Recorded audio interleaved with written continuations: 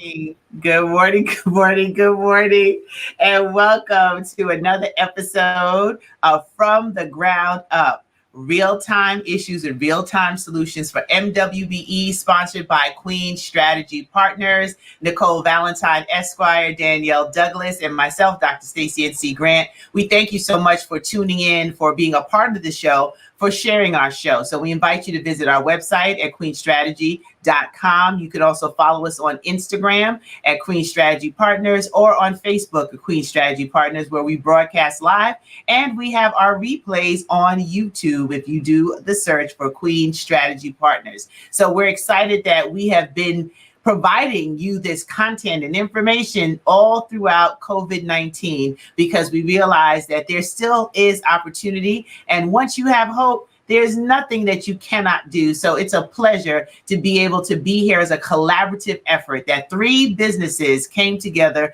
knowing that we could be stronger in a collaborative force as a joint venture than we could by ourselves. So we're living the model that we speak about, and it's such an exciting opportunity to work with these dynamic women and to have my beautiful co-host with me today, Danielle Douglas. So over to you, Danielle.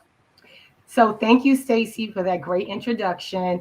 Once again, we are really excited about today's show. We have been very intentional about making this a three-part series, how to successfully get a contract as an MWBE. And we are excited about the guests we have with us today, Carlos Bannister. We have tried to bring you great resources in regards to subject matter experts that can provide valuable information to you about how to get a contract as an MWBE. We intentionally brought subject matter experts from the state level, from a private industry level, and now Carlos Bannister will be speaking to you from the city level. So if you really think about all the information that you received, and by the end of this show, our goal is that you have the tools and the resources that you need to really successfully get a contract as an MWBE. So without further ado, we're going to introduce Carlos Bannister. Carlos Bannister joined NYC-DOT, the Department of Transportation, in March of 1999 as an intern in the agency chief contracting office, where he has risen to the rank of senior deputy agency chief contracting officer and MWBE officer. He oversees the vendor relations and contract compliance units. Under his oversight, he advises the agency in making award determinations, enforces vendor integrity, and manages the vendor performance evaluations, and manages the agency disadvantaged business enterprise and minority women business enterprise programs. So without further ado, we are introducing Carlos Bannister. How are you doing this morning, Carlos? I'm doing fine. Thank you for inviting me. I'm looking forward to this conversation. Absolutely. We're excited to have you, Carlos, because you're one of the key people that can really answer questions, especially on the city level. You're not to this, as they would say, you're true to this. You've seen it all. Yes. You've been there, done that, bought the t-shirt, and your level of expertise is just amazing. So I really hope those of you that are tuning in take the time to share this broadcast now. Let people know that this three-part series, it keeps, as one of my girlfriends would say, getting better and better, even though we know that's not a word. But we know that it's an opportunity for us as MWBEs to get access to the right information. And as we jump into the conversation, let's just put it out there. Everybody's talking about budget deficit, right? We're talking about all of the challenges that are happening in the city, how we're going to make things happen, what has to get cut, the budget that just passed. So with all of the deficit talk in New York City, how will that impact opportunities for MWBEs? Well, to be honest, obviously with the budget cuts, I could talk from the context of New York City DOT. We roughly spend about $1.2 billion a year. And with the budget cuts, I think we have to cut like 35 to 40%. So we're estimating now only about 700 to 800 million. So that what that's going to cause is going to be less opportunities as we expected. So we had to put our procurement plan a little further down the line. So there won't be as much discretionary spend. The volume levels will be a little low, but there will still be opportunities because every contract that is subject to local law 1 will have the same amount of goals. But the mostly part I think will be effective really is the payment side, which is very important. We're trying to figure out a strategy how to ensure that MWs get paid faster.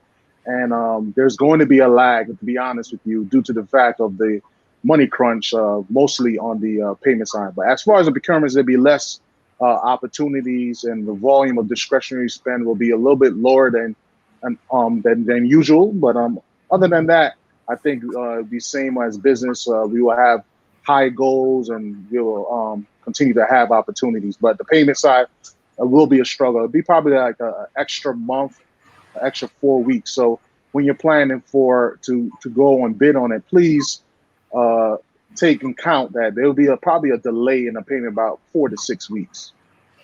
Wow. You know, that's really, really, really important, Carlos. And we really appreciate you bringing it up, because that's the type of thing that someone could be what I call, I don't call it, but it's termed unconsciously incompetent. They don't know what they don't know.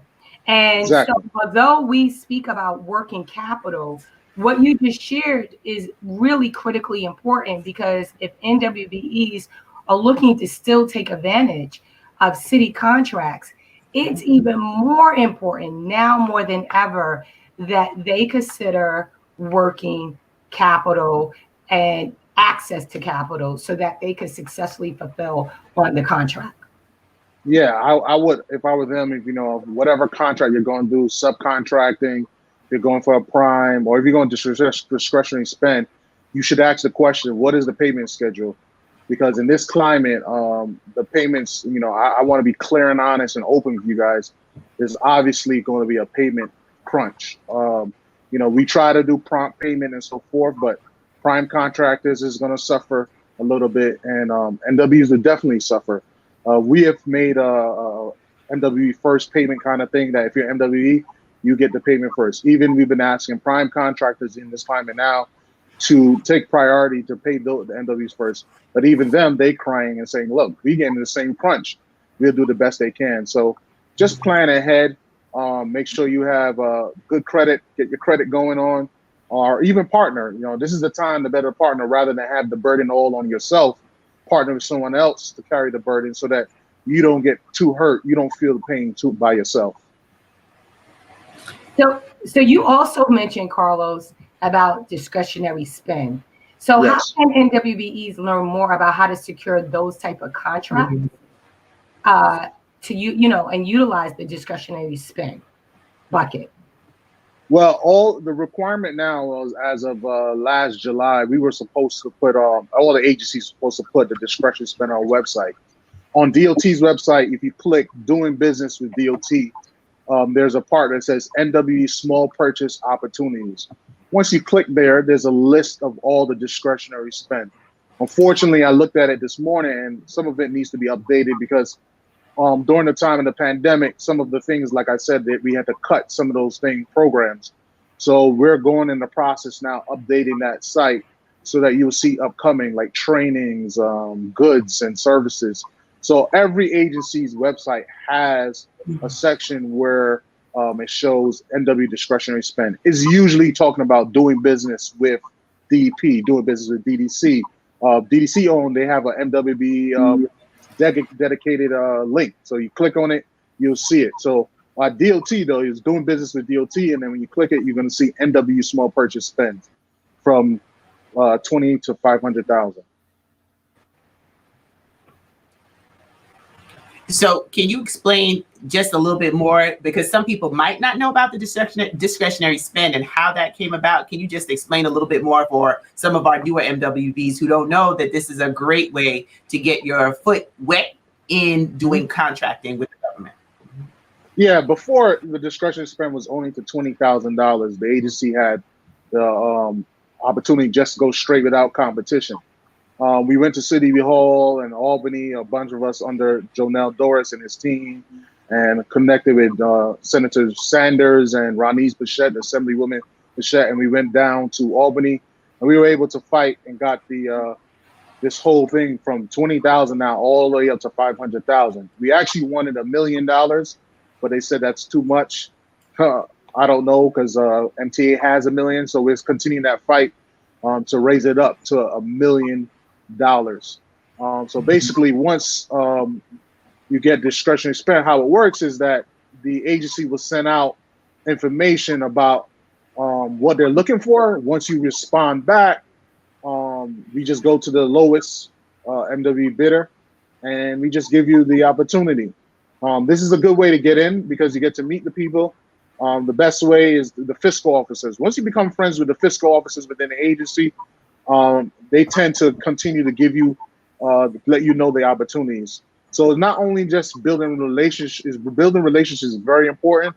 Wherever your bellywig is, if you're into bridges, find out who is the bridges fiscal officer. If you're into traffic, find out the traffic fiscal officers, because those are the persons who really control the money within the agency of that division, and also push out the opportunities. You can always come to the ACO's office, ACO Central, where I'm located, and I will help you, guide you in where to go, so you will find out about the discretionary spend. Thank you for that, Carlos. And I put the site up while we're here.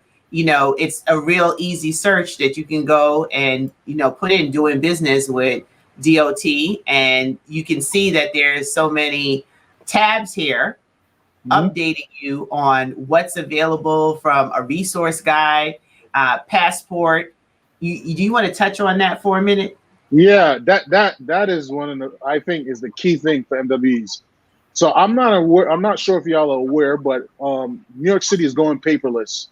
I don't know what took us so long to do that, but we're going electronic. So what that means is all the bidding, all the pre-qualifications, everything will be going through the Passport system. So going forward, there'll be bids inside Passport. There'll be reviews of RFPs in Passports.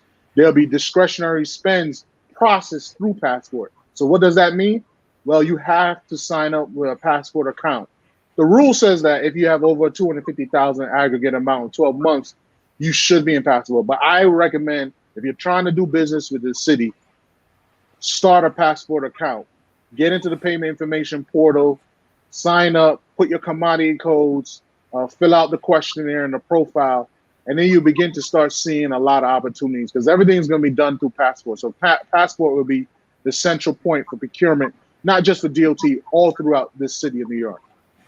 So, Carlos, you brought up a really, really good point, and that is about the commodity codes, right? Yes. Because that is how you identify a particular type of business that you may be looking for a particular contract opportunity, right? So if you're looking for, let's say, for construction, and you're looking for plumbers, then you're going to look up that commodity code so you can identify a list of plumbers, right? Yes. So, you know, a lot of MWBEs, they don't realize how important commodity codes are, right? And we had Tanya Pope from Columbia University. We had Carl Peters from the Port Authority, and they talked about NAICS codes. And usually when you go for your certification, your MWBE certification, they actually ask you for your NAICS codes. So with that said, a lot of MWBEs, they think, okay, I put in my codes, I'm good. Not realizing that the city has a totally different list of codes that they use, right? Yes. So with that said, how should MWBEs, one, look for their commodity codes, put in the commodity codes, and how many commodity codes should they put in, right? Because I know sometimes MWBEs are put in like 20 commodity codes, and that's too much. So or they don't put in any. So what's the sweet spot as it relates to commodity codes as well? So I know that's kind of like 2 or 3 questions that I asked you as it relates to commodity codes. So let me explain first the difference. So NIACS codes is mostly state and federal contract. They do things by NIACS, which is the North American Industry Construction Standards, Consulting Standards. New York City does the National Institute of Government Purchasing, which is NIGP. They're both the same thing. It's just that the numbers, the reference numbers for each one is a little different. So the city does the NIGB code. So what you should do is if you're already put in the NIAX codes, what you need to do is, matter of fact, I saw links on Google and different websites where they find the NIGB code associated with the NIAX code. So all you have to do is link your NIAX codes to the NIGP. For instance, there's a NIAX code for computer and IT related services. And there's also a code for NIGP for computer and services. So you just merge those and make sure you have those same codes. How many codes you should put on? Only the codes that's relevant to the services that you do. Oftentimes what we find is that people put so many codes. They're a plumber and they put in electrician codes. They're trying to get as much. They think that putting those codes will create more opportunities. Honestly, that hurts you because we don't take you serious because we think you're unorganized. We think that you're trying to over grab. And some of the best things to do is just stay within your reach. So find the codes that's related to your services, to your strengths, and so forth. But when you expand your business, obviously you continue. So for instance, we use the SBS directory. So the SBS directory is where the primary focus of all the agencies in the city, they use to find MWBEs. So when we go in there, if I'm looking for a plumber, I go in there, put in the code and do advanced search. All the plumbers are going to pull up. So we don't want to see an advertising agency linked to a plumbing code. So what to do is just make sure you have the right codes, because sometimes you're not getting the right opportunities is because you don't have the right codes in place that's related to your company. Okay. And you said something very important, and we just want to re-emphasize this point. Where you put your commodity codes is different. You don't put those commodity codes in Passport. Actually, you do. So what happens is when you're— Thank you for the correction. So when you register your account, it's really linked to the payment information portal. You guys do the payment information portal. All the codes that you already signed up for related to your company, they're going to pull those codes inside the system. So we don't look for MWBEs through Passport. We verify. We use Passport as a verification, right? Because this law says in the city procurement that every discretionary spend, any type of government procurement that I have to go out, I have to vet the company out. I have to check their character, their competence, and their capacity. So that's long and short, section 2.08 of the PBB rules, the vendor responsibility, right? So I go in Passport to check that. It gives me a little profile questionnaire, talks about your money. How much money do you get grossly per year? It talks about what your business is about. So I go in Passport just to verify your company, but most of your filings are doing off-site through the payment information portal and the NW directory, where it pulls that information while you sign up and it goes into Passport. Okay. So, and go ahead. I'm sorry, Stacie.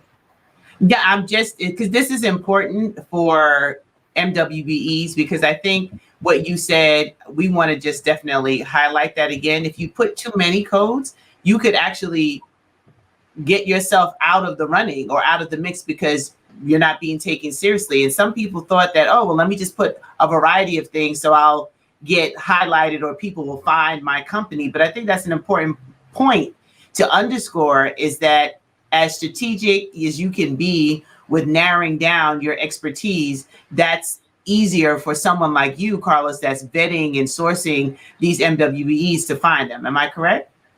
Yeah, because what happens is when you have too many commodity codes, it looks like you're a jack of all trades and a master of none, pretty much, right?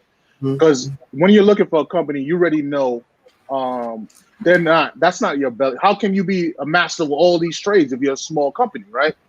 You have to pick something that you are good at, because what happens is when they go, we send a solicitation and they bid on it and they don't have the qualifications. Technically, you could be deemed non-responsible. You don't want that black mark to your company's name.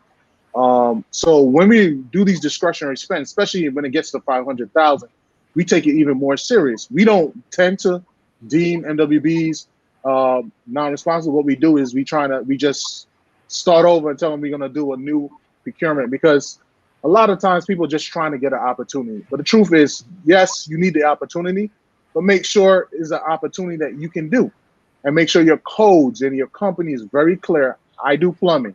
I don't do electricity. I don't do things.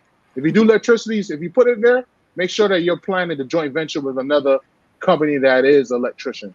So if you're gonna do it, make sure you're doing it with joint venturing. You know, the reason why you did it is that you're planning to do some partnerships. You see that your plumbing work is very related to electrical work. So a lot of times, if you get an electrical opportunity, you're not necessarily going to be the lead, but you're going to have a fellow MWBE is going to take a lead, and I'm going to work alongside them because it's a little plumbing. If you understand what I'm saying. So if you're going to do that, just make sure it's more for a collaborative reason why you're doing it, of creating joint venture partnerships and so forth.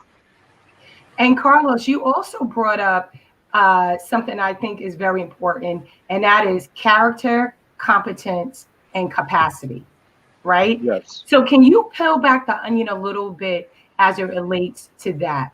And the reason why I bring it up even more so is because with the capacity piece, it's very important that MWBEs really understand what their capacity is for their own internal reasons. Because if you go for a contract and now that you're saying the payment may be delayed, they got to make sure that they stay within a certain, what I want to say, like they don't go above a certain threshold and they may bite off more than they can chew.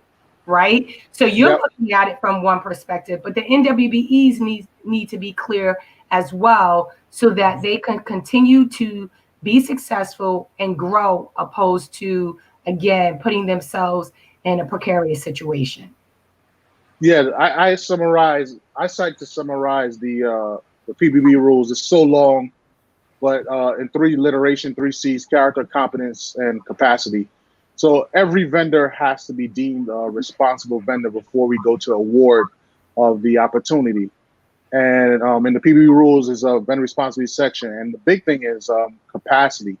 Let me go through the C's. Character talks about integrity. Make sure that you don't have any skeletons in your closet that will hurt the agency. You know, once we search you, we're not going to have a big New York Post article about DOT doing business with a bad company, right? Competence is that you have the experience of doing the work. And capacity, we mostly look at your financial side, but not just the financial side, the labor, the manpower. Do you have the manpower and so forth? At this stage of the game, financial capacity is very important. So if you know that you only have about $250,000 credit and you go off for a job of $500,000, it's very likely you might hurt your business. Like I said, for instance, we've seen companies, they know that there's a delay. Even in a normal state, let's be honest, in a normal state, in a normal environment without the pandemic, payments are delayed anyway. So it's going to be even more exacerbated. It's going to even be more amplified. So what you should do is make sure, like I said, when you have a bid, for instance, ask the question. I know there's a pandemic. What is the payment delay on that? And then also ask the prime contractor that you're dealing with. Do you have any programs for MWBE? Because there's some prime contractors that do a very good job. They have a bigger credit line, and they say, okay, we will give you 30% of your payment, even though the city did not pay you. So look for these kind of opportunities. Also, talk to SBS, right? Commissioner Danielle Douglas has a very good program where they have very good training programs where it helps you to find out, because a lot of people do not know their capacity. Let's be honest. They don't know their financial capacity. But they have a program where they help you to understand your financial capacity. Go on their website. They have a program for that. They have programs that talks about your bellywig. Find out exactly what are you competent at, so that you're not all over the place. Because this is a time where it's very risky, and I'm very nervous, honestly, because you know, when in crisis, you have either danger or opportunity. It could be a great opportunity, but it's very dangerous, because if you overreach, you might destroy your company. So you have to ask a lot of questions, and you have every right to ask a question before you put your foot in the pool. So, you know, ask questions. There's a period of time where agency has to answer your questions. So ask the payment question. Is there a delay in payments at DOT? What is the lag? We will answer it. Ask your prime contractor. These are the questions I will always ask, and we always have to answer. We will always have to answer it, and we have to answer it publicly and let everyone know this is what's going on. And Carlos, can I build upon that again? Because you're giving such great practical information. And I just had a discussion with someone just last week, and we were kind of talking about what we're talking about now. And they were sharing the importance of MWBEs reading their contract as well. The contract signing with that agency or prime, because what can happen is if you could be really excited about this phenomenal opportunity, especially if you are in construction and you may not read the fine print and you don't realize that they asked you to build a wall that you did not include in your pricing structure. And that right there could be the death of you. I mean, the death of your business. Forgive me for saying the death, but the death of your business, because you did not anticipate that, because you did not read the fine print. And so again, in the environment that we're in, yes, that piece is important, but you better read your contract and understand the terms, not only from a financial perspective, but what is expected of you. Because if you don't, and you just think, oh, I'm going to do this, or I thought I was going to do this, and you didn't see that fine print, again, it could make a significant difference. Yeah. So every contract book has what you call the scope, and it also has the minimum requirements. So you got to first read the minimum requirements. At DOT, the Schedule A is like a summary sheet of all the requirements, so to speak. It tells you how much bonding, how much, what are the goals. It tells you all those important financial details. It tells you about subcontracting and so forth. Most contracts is boilerplate throughout the city. There's a Schedule A. But what you're saying is very important. I just had a purchase. Someone missed a line. They lost out on a $250,000 opportunity because we gave it to them. They had a good price. We were like, wow, this is in budget. Then we realized the price was quite low. So we were like, this is quite low. Did you read this section here? We needed X. And they were like, oh, we missed this. And then they were like, can I add that in? It would be a different price. And I told them, no, you submitted your bid and this is it. I cannot give you a second bite of the apple. And these are the kind of things we had to go to the next vendor who had everything. So you have to, and the thing about it, if they had put in their price, they still would have been the lowest bidder. So it's very important to read every requirement. Sometimes, people just read it once. No, sometimes twice is nice, right? So keep reading it and reading it. If you don't understand, ask the agency. You send an email. Look, I saw this requirement. Does this mean you need A and B and C?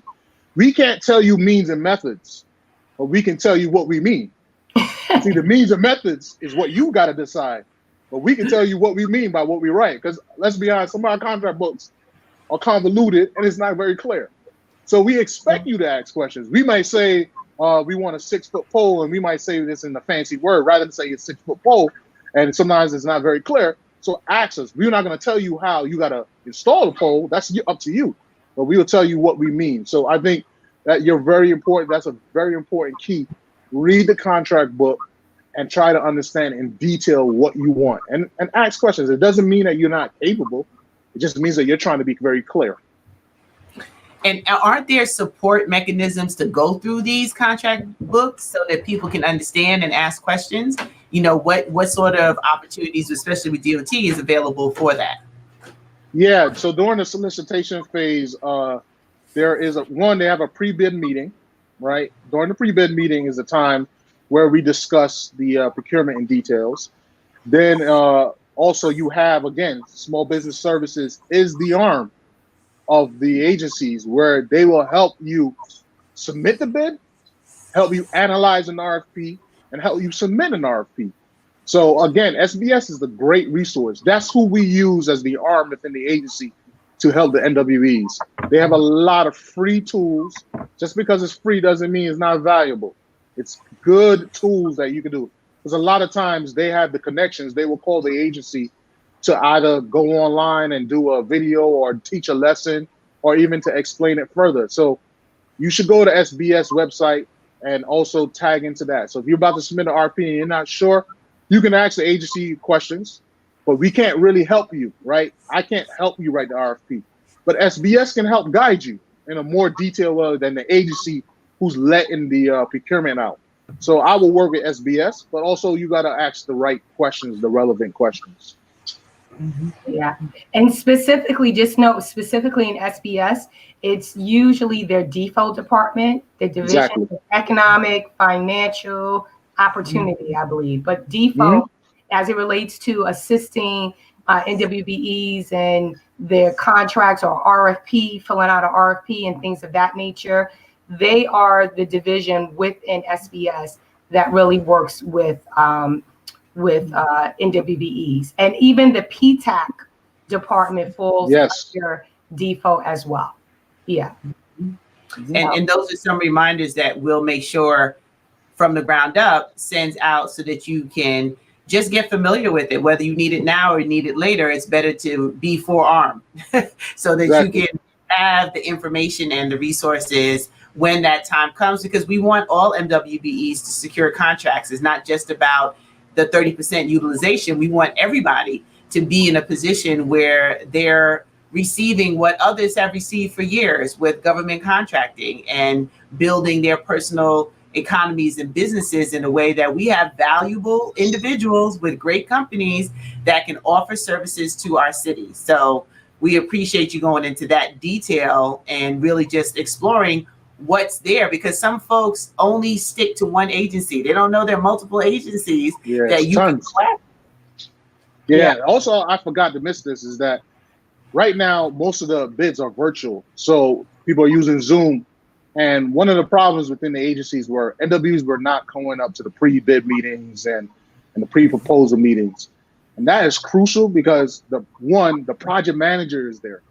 Literally the project manager for that project is there, so they can talk about that project in details, and that's the time where they're open to answer all the questions, and there's a PowerPoint presentation about the project, so you get a lot of details. And then not only that, a lot of prime contractors come to those things. So usually at DOT, I know for DOT our policy is that we ask, are there any MWBEs in the space?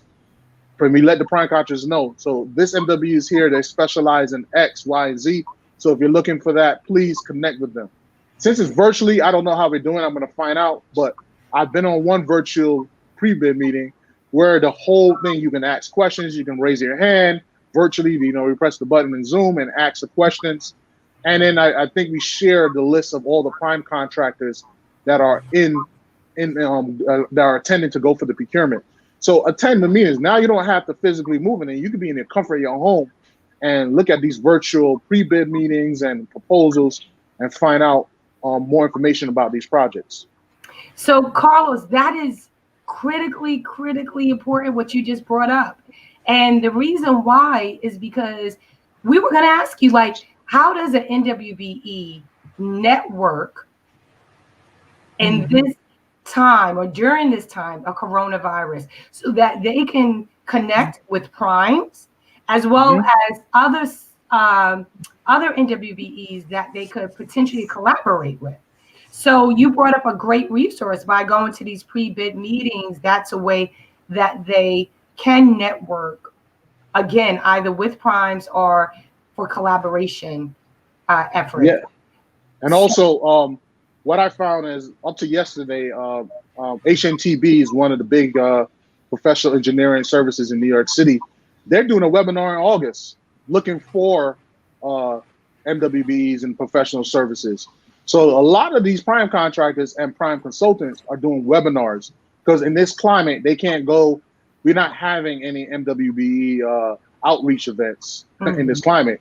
So a lot of it is virtually. So what I found is a lot of these prime contractors are hosting their own virtual outreach programs to find traffic people, to find various different expertise that they're planning. Because like I said, the budget is already passed. So they already know the projects. So one of the things a lot of MWs don't know is where to find the information. I don't know if people know that the city council's website, the New York City Council's website, has for each agency where the budgets are passed and a general overview of what sections of where the money is going for each agency. Right now, I saw FY 2020. I think, and shortly you'll see FY 21. All of the money, where the money is going. So you can plan as an MWBE. Okay, the money's going in the traffic. The money's going in bridges. The money is going here. So you can target the people who you want to talk to. So that's the kind of thing a lot of people don't know. The city council. Also, the mayor office of contract services. By law, I have to create a MWBE plan every year. It's on the website. For fiscal year 21, I have every project that we projected, despite the budget cuts, we have every project we projected for fiscal year 21 that will be subject to Local Law 1. It's right there on the website, on the Mayor Office of Contract Services. You click Local Law 1, it has every single agency. So there's no excuse. You will know what we're about to go push out. And it's on the Mayor's Office of Contract Services website. You just go on it, and it shows you everything. And I think that's key, because then you can plan better, and then you will know, the industry. So for instance, in the industry at DOT, what you do is go in City Record and look at who won the last bids. Those are the same players that's going to go and bid on these big construction contracts, and simultaneously the same ones for the RFPs. So those are the ones who you will try to contact virtually. Say, look, I would like to have a virtual meeting with you so we can meet one another, for construction and RFPs. So those are the key places. I see it. The budget reports is there. And if you go in the mayor office, I will send this information to both of you, Danielle and Stacie, if you want exact links, where you could just click it and it'll tell you all the agencies' Local Law 1 plans, and it'll also tell the budget.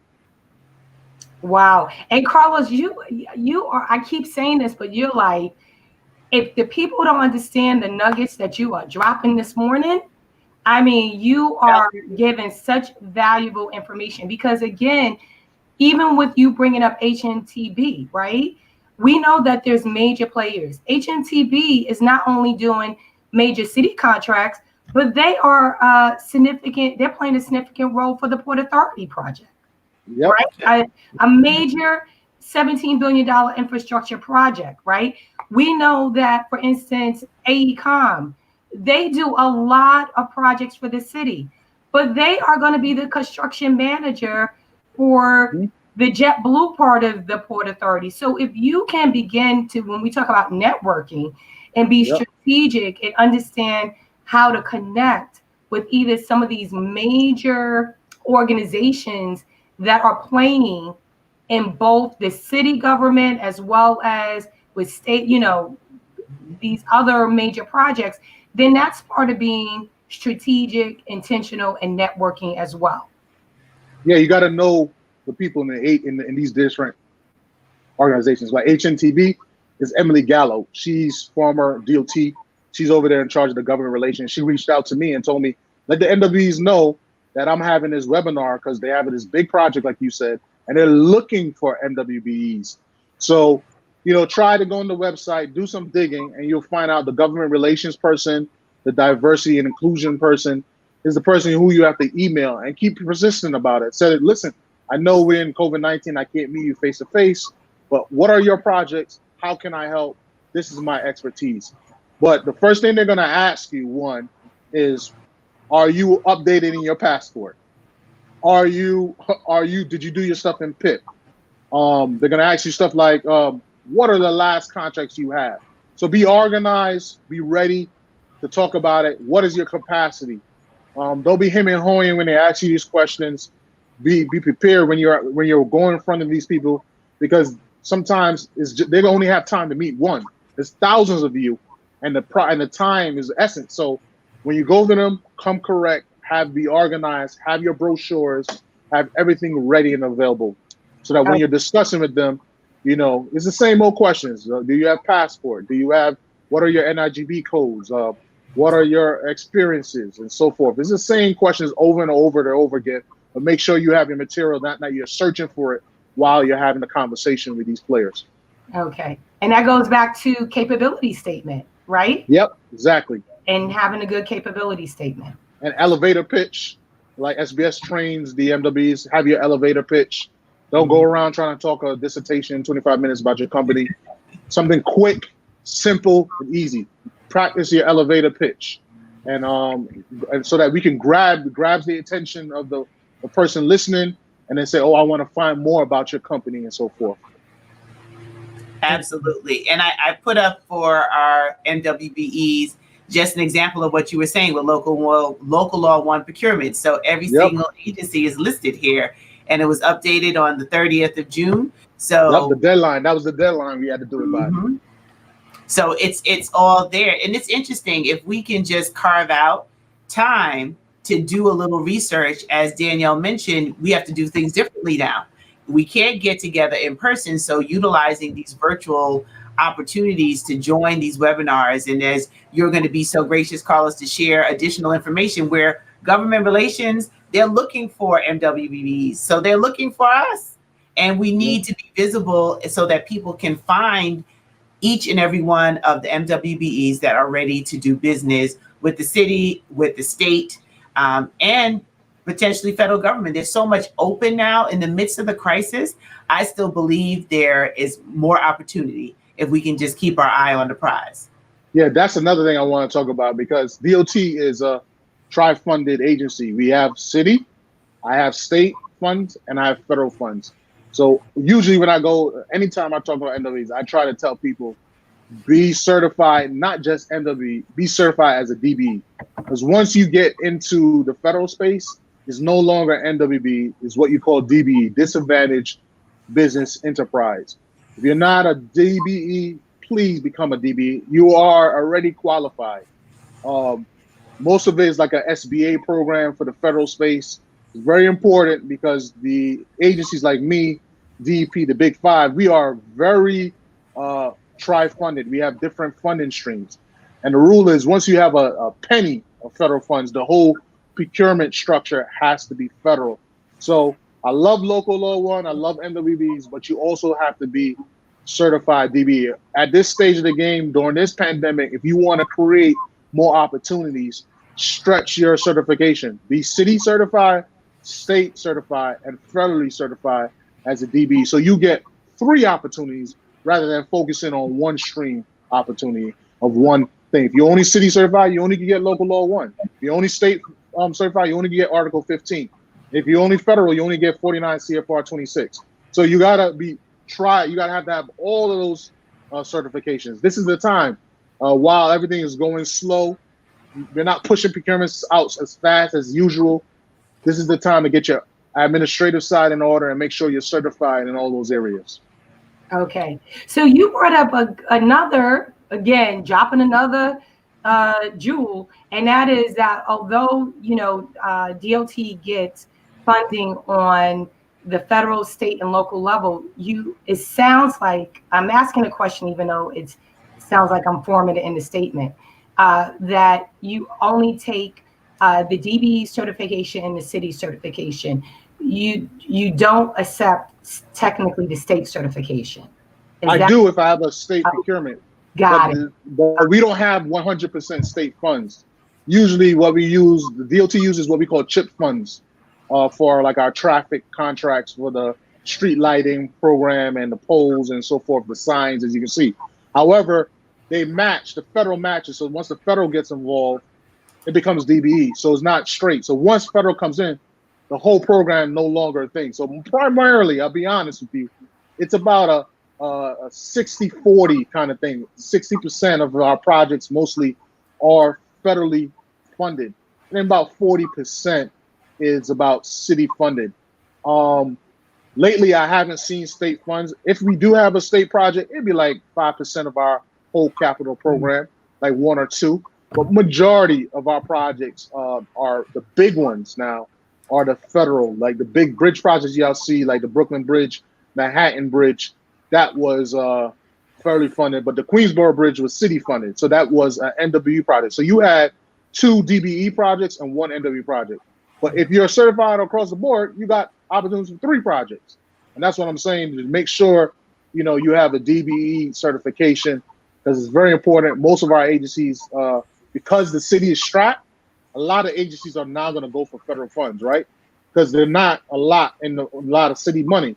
So everyone is filling out for the grants, for the federal grants, whatever Trump sends our way. We're trying, as you all know, the politics in that, because we're a sanctuary city and limited the funds. So we're trying to find ways that we can not touch the city pool as much. Try to get some projects federally funded. So try to get your DBE certification. So I just brought it up on your site with the DBE. Is there a fast track? So for the MWBEs that are listening to you, and they're like, okay, Carlos, we hear you. We're going to go ahead and do this. Is there a fast track opportunity to get certified as a DBE? And is it just one spot on the federal level? Is it DBE for the state, for the city? So just want to give some more clarity to the MWBEs that want to jump on this information that you're giving. Yeah, so the certification boards is Port Authority on their website. They can certify you as a DBE.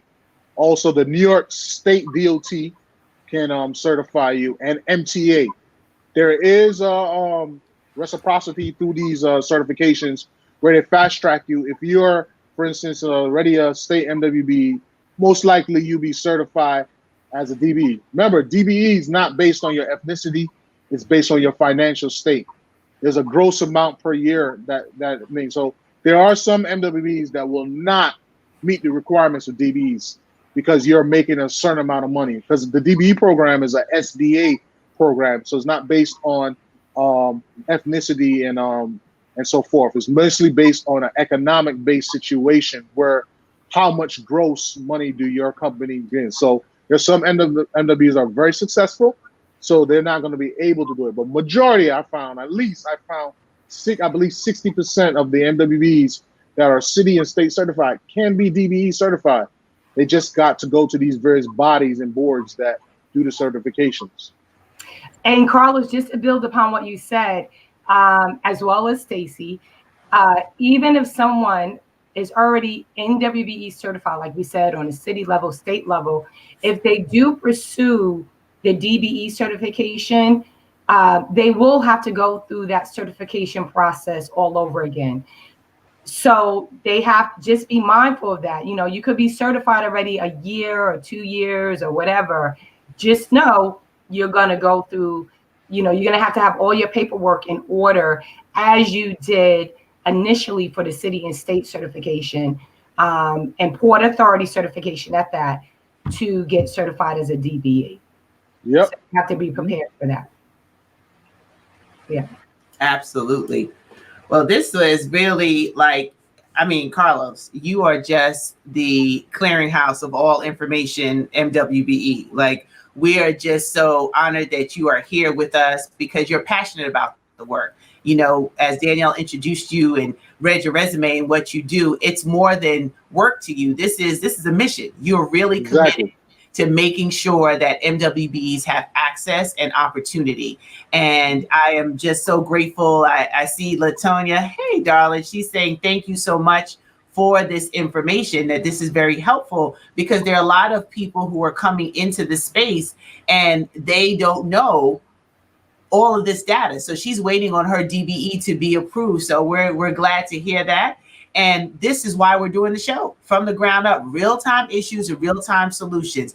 This is not fluff. This is what can we do right now to make sure that we're in position to take advantage of the opportunities that still exist. So 1.2 billion going down to 700 million, that's still a lot of, as the kids would say, shmoney.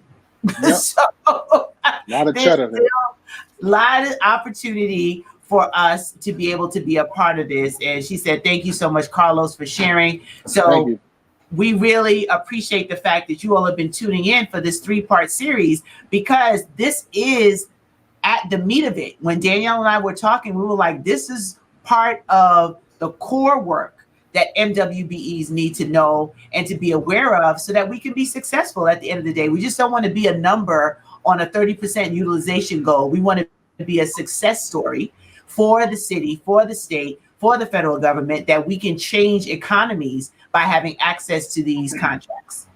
And I want to build on what you're saying, because the other thing is, I've been wanting to ask this for about 5 or 10 minutes, but you've just been giving such great information. I'll throw out another question based on what you say, is that according to a Bloomberg report that just came out, I would say maybe about a month ago now, 4 to 6 weeks Mm-hmm. ago, 41% of Black businesses will be no more.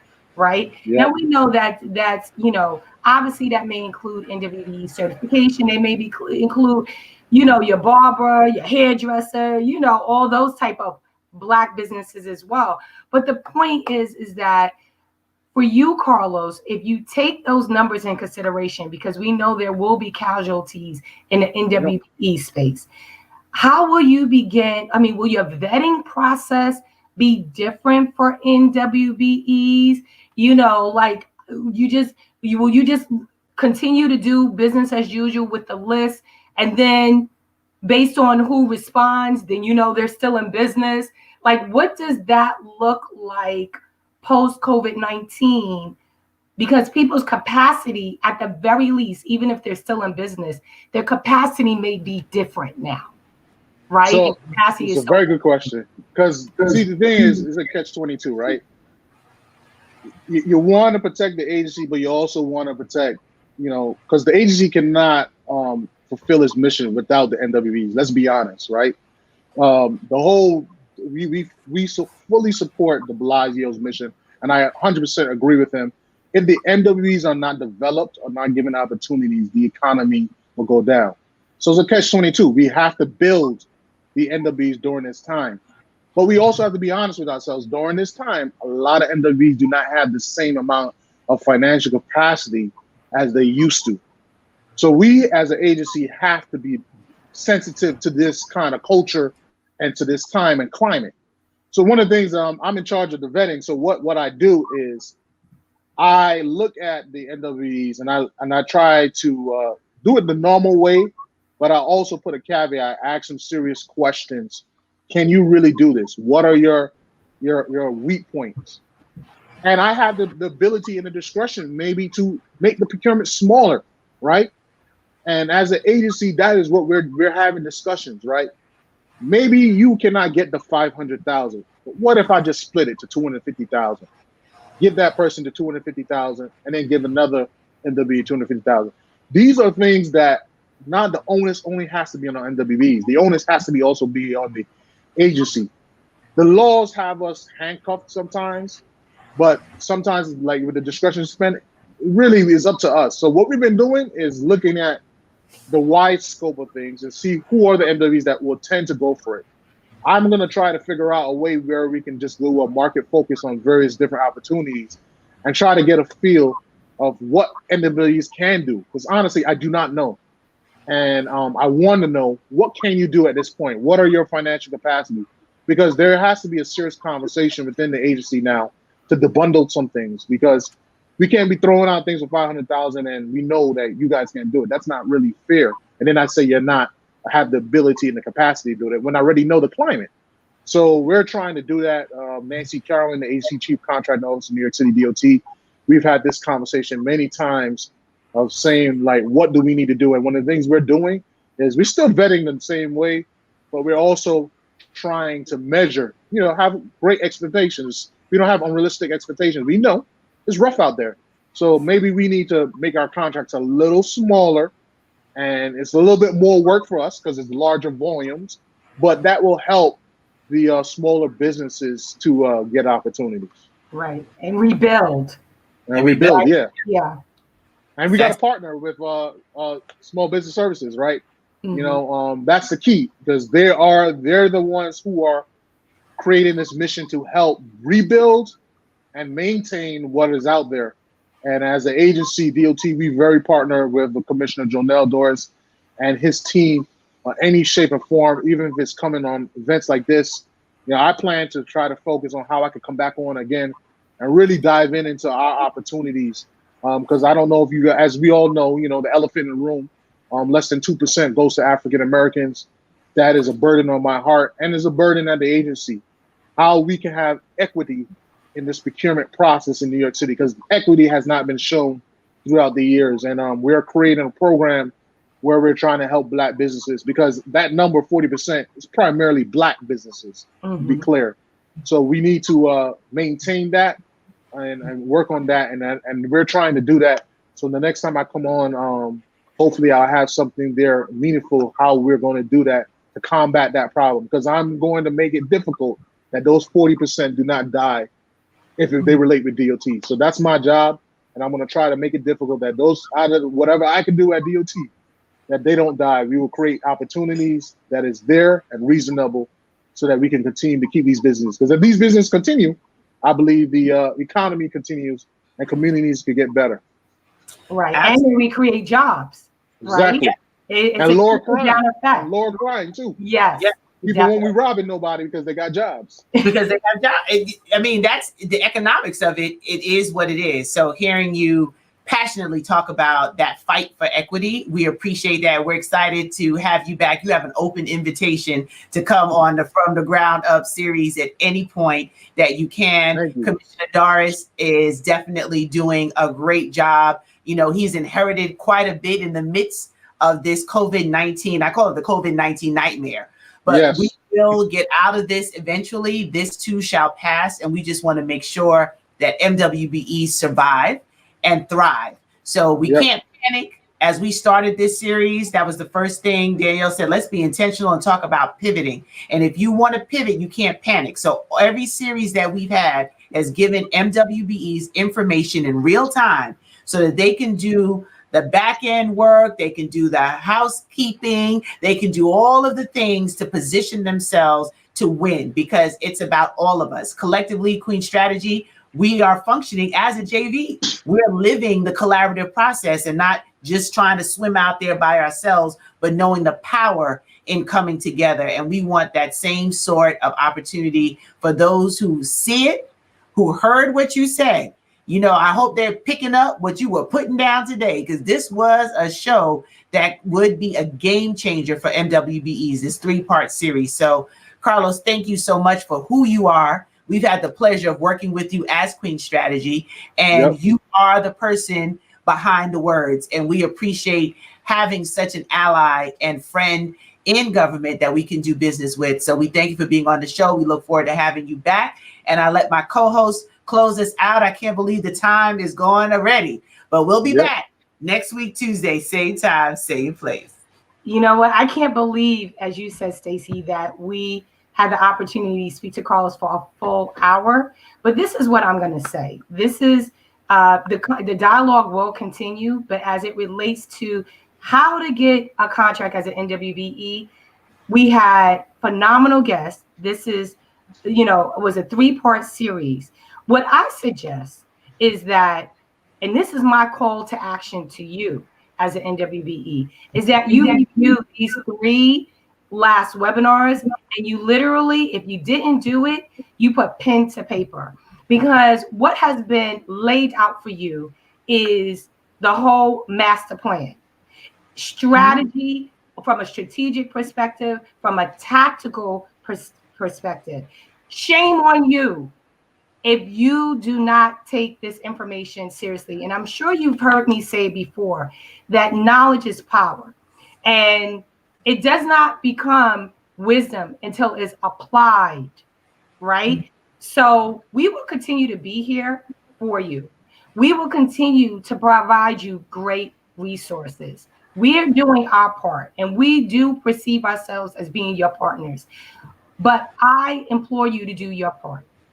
So until next week, make it happen. But we do look forward to seeing you next week, Tuesday at 9 o'clock. See you then. All right. Bye-bye, everyone. Bye-bye.